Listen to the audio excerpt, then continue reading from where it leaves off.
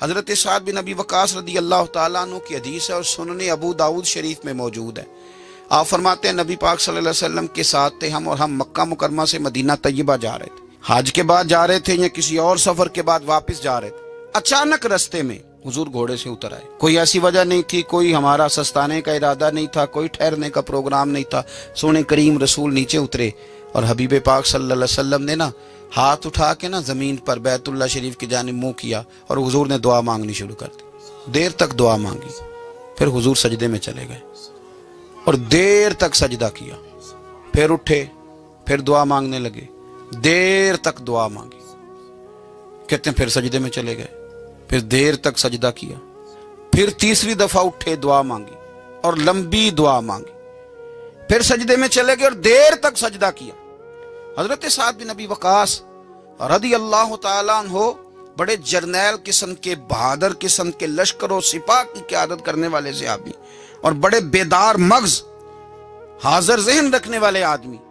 فرمانے لگے جب سرکار نے وہ 3 دفعہ کام کیا اور حضور صلی اللہ علیہ وسلم نے بڑے انہماک سے سجدہ کیا اور پیشانی مبارک نے خوب ذوق لیا سجدے کا اور دعا کی تو بڑے ذوق سے، اور 3 دفعہ وقفے سے یہ کام ہوا، تو جب سرکار اٹھے تو میں نے فٹافٹ عرض کی، میں نے کہا یا رسول اللہ غلاموں کو بھی ذرا سمجھا دیں، ہم تو روز ہی آپ کے جلووں کا نیا رنگ دیکھتے ہیں پر یہ بھی ایک انوکھا رنگ دیکھا ہے۔ فرمائے تو حضور فرمانے لگے میں جا رہا تھا، رستے میں پھر مجھے امت کی بخشش کا خیال آ گیا۔ یعنی مکہ سے نکل رہے ہیں، مدینہ شریف ابھی پہنچے نہیں، وہ بھی حرم ہے یہ بھی حرم ہے، یہاں بھی دعا حضور نے کی، وہاں بھی حضور ہر نماز میں کرتے ہیں، یہاں درمیان میں پھر خیال آ گیا اللہ انہیں معاف کر دے، اللہ انہیں بخش دے۔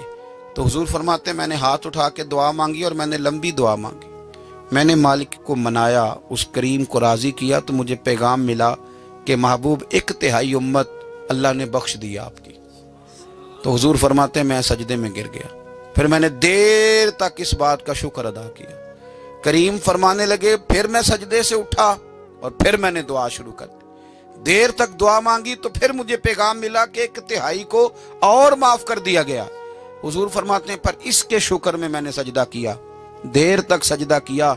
1/3 ابھی رہ گئی تھی۔ تو حضور فرماتے ہیں پھر میں نے لمبی دعا مانگی، پھر لمبی دعا مانگی، پھر لمبی دعا مانگی، دیر تک دعا مانگی تو آ گیا پیغام کہ محبوب راضی ہو جائیں، اللہ نے ساری امت کی معافی کا فیصلہ فرما دیا۔ تو حضور فرماتے ہیں پھر میں نے تیسرا سجدہ کیا اور سجدہ شکر کیا۔ فاضل بریلوی فرماتے ہیں ماہ مدینہ اپنی تجلی عطا کریں، یہ ڈھلتی چاندنی تو پہر 2 پہر کی ہے، اصل کریم کا کرم وہی ہے جو مدینے والے رسول کی صورت میں ہمیں عطا کیا گیا۔